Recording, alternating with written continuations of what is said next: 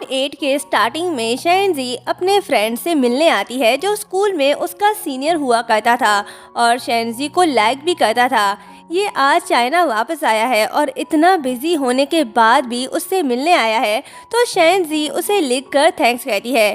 Senior कहता है कि तुम मुझसे इशारों में भी बात कर सकती हो, मैंने साइन लैंग्वेज की स्टडी की है। दोनों बातें कर रहे होते हैं, तभी सीनियर को मैसेज आता है। जब वो अपना मोबाइल चेक करता है तो उसमें फू यांग और शिन के अफेयर्स की न्यूज़ होती हैं और साथ पिक्चर भी। ये देखकर सीनियर शॉक्ड होता है और सोचता है कि मैं शेनजी को ये बात कैसे बताऊं। वो हिम्मत करके शेनजी से कहता है कि एक न्यूज़ है, तुम्हें उसके लिए मेंटली प्रिपेयर्ड होना होगा। ये कहते ही वो उसे न्यूज़ दिखा देता है, जिसे देखकर शेनजी शॉक्ड होती है और सीनियर से कहती है कि अगर ये बात फैल गई तो इससे फू फैमिली पर बहुत ज़्यादा असर पड़ेगा। सीनियर कहता है कि मैं जानता हूँ, ये देखकर तुम बहुत हर्ट हुई हो।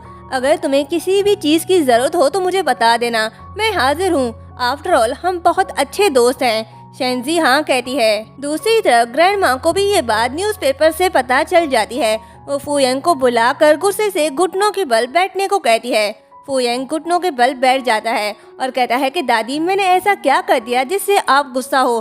तो ग्रैंड माँ उसे न्यूज़पेपर दिखाती है, जिसे देखकर फू यांग शॉक्ड होता है। ग्रैंड माँ कहती है कि तुम्हें शर्म आनी चाहिए ऐसी हरकत करते हुए। तुम्हारी वाइफ है और तुम बाप बनने वाले हो। ये मत भूलो कि तुम फू फैमिली के मेंबर हो। तुम्हें पता भी है तुम्हारे इस अफेयर से फू ग्रुप को कितना नुकसान उठाना पड़ेगा।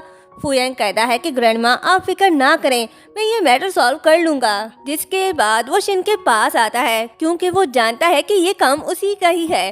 पर शिन के तो अपने ही नखरे ख़त्म नहीं होते। वो समझती है कि फू यांग उसे मनाने आया है, तो वो उससे कहती है कि मैं तुमसे नाराज़ हूँ, चले जाओ यहाँ से, मुझे तुम्हारी कोई ज़रूरत नहीं। तो फू यांग उसे न्यूज़ दिखाता है, जिसे देखकर शिन ड्रामा करने लगती है कि ये किसने किया है, प्लीज इस मैटर को जल्दी सॉल्व करो। फू यांग कहता है कि बंद करो अपना ये ड्रामा, मैं सिर्फ पहली बार तुम्हारे साथ रहा और वहाँ हमारे सिवा और कोई नहीं था और तुमने किसी और को हमारी पिक्चर्स लेनी थी। मैंने तुमसे कहा था कि मैं इन सब की रिस्पॉन्सिबिलिटी लूंगा, पर तुम्हें ऐसे घटिया चाल चलने की क्या जरूरत थी? क्या तुम चाहती हो कि हर किसी को पता चले कि मैं धोखेबाज इंसान हूँ? ये कहते ही वो जाने लगती है तो शिन उसे रोकती है। वो फिर भी नहीं मानती कि ये उसने किया है, तो फू यांग कहता है कि ये बार बार मुझसे झूठ बोलना बंद करो, मैं थक चुका हूँ। ऐसा ना हो कि मैं कुछ गलत कर बैठूं। मैं तुम्हारे लिए रिस्पॉन्सिबल बनने को तैयार हूँ। क्या तुम बार बार मुझे आजमाना बंद कर सकती हो? ये कहते ही वो गुस्से से चला जाता है। देर आए दुरुस्त आए, आखिरकार फू यांग के सामने शिन का असल चेहरा आने लग गया है। ग्रैंड माँ फू यांग से कहती है कि मैं तुमसे पूछना चाहती हूँ कि क्या तुमने शेनजी को इस बारे में बताया? फू यांग कहता है नहीं। ग्रैंड माँ कहती है कि आज जब शेनजी वापस आई तो उसने कुछ नहीं कहा। मैं फील कर सकती हूँ कि वो बहुत दुखी है। तुम अभी जाओ और उसे रात के खाने के लिए नीचे आने को कहो। फू यांग कहता है कि मैं नहीं जाऊँगा, मैं उसे नजरें नहीं मिला पाऊंगा, मैं नहीं जानता कि मैं उसे क्या कहूँ। ग्रैंडमा कहती है कि तुम्हें ये सब करने से पहले सोचना चाहिए था। तभी वहाँ शिन अपने मॉम डैड के साथ आती है। शिन की मॉम आते ही शुरू हो जाती है कि ये शेनजी कहाँ है, बाहर निकालो इसे। ग्रैंडमा कहती है कि अपनी आवाज नीचे रखो, मैं अभी तक मरी नहीं हूँ जो तुम मेरे ही घर आके मेरी ही बहू को घर से बाहर निकालने का कह रही हो। शिन की मॉम कहती है कि फू यांग ये देखो तुमने क्या किया है मेरी बेटी के साथ। फू यांग उसके हाथ के चोट को देखकर शॉक्ड हो जाता है। तभी शेनजी आती है और कहती है कि क्या आपने मुझे बुलाया? डैड कहता है कि मैं बहुत फेयर पर्सन हूँ, तुम और शिन दोनों ही मेरी बेटी हो और मैं इंसाफ करना चाहता हूँ। मैं शिन और फू यांग के बारे में भी सब जानता हूँ। तुमने अपनी जिद की वजह से फू यांग को शिन से छीन लिया, पर अब वक्त आ गया है तुम्हें अपनी गलती सुधारने का। जहाँ तक इस बच्चे की बात है तो इससे छुटकारा पाने का कोई रास्ता नहीं, इसलिए इसे जन्म दो। शिन अपने बच्चों की तरह इसका ख्याल रखेगी। तभी फू यांग कहता है कि अंकल आप गलत कर रहे हैं, मैं शिन से शादी करना चाहता हूँ, पर ये तब ही होगा जब शेनजी इस बच्चे को जन्म देगी। पर बाद में मेरे बच्चे को अपनी माँ की जरूरत होगी। मैं नहीं चाहता कि मेरे बच्चे को किसी चीज की भी कमी हो। ये सुनकर शेनजी शॉक्ड होती है। फू यांग कहता है कि और जहाँ तक शिन की बात है तो मैं उसके ठीक होने का इंतजार कर सकता हूँ। जब तक ये ठीक नहीं हो जाती, अपने पैरों पर खड़ी नहीं हो जाती, तब तक मैं शादी के बारे में नहीं सोच सकता।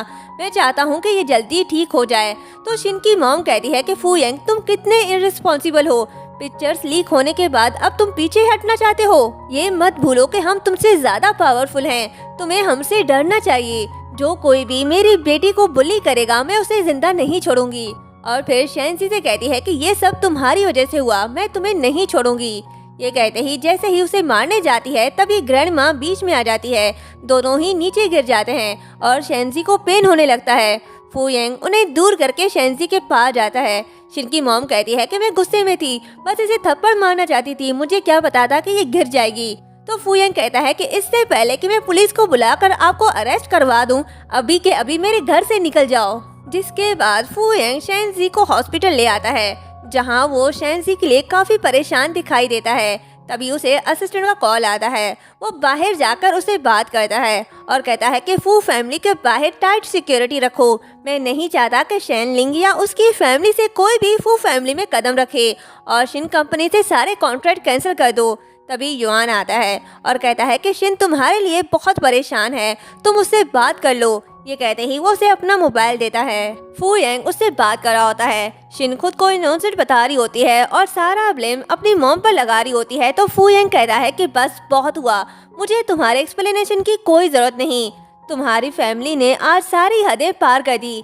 मैं जो देखता हूँ उसी पर ट्रस्ट करता हूँ और मुझे तुम्हारी किसी भी बात पर यकीन नहीं। ये कहते ही वो कॉल रख देता है। युआन कहता है कि तुम मेरे दोस्त हो, पर मैं शिन को भी अपसेट नहीं दे सकता।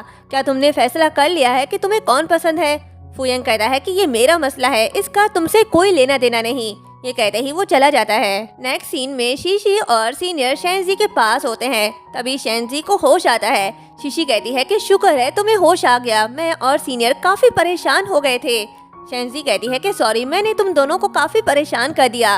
तभी फू यांग आता है और कहता है कि तुमने मुझे बताया क्यों नहीं कि तुम्हें होश आ गया।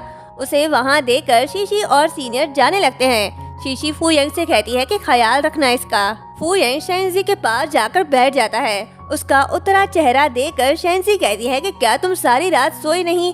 फू यांग कहता है कि मुझे सोफे पर सोने की आदत नहीं।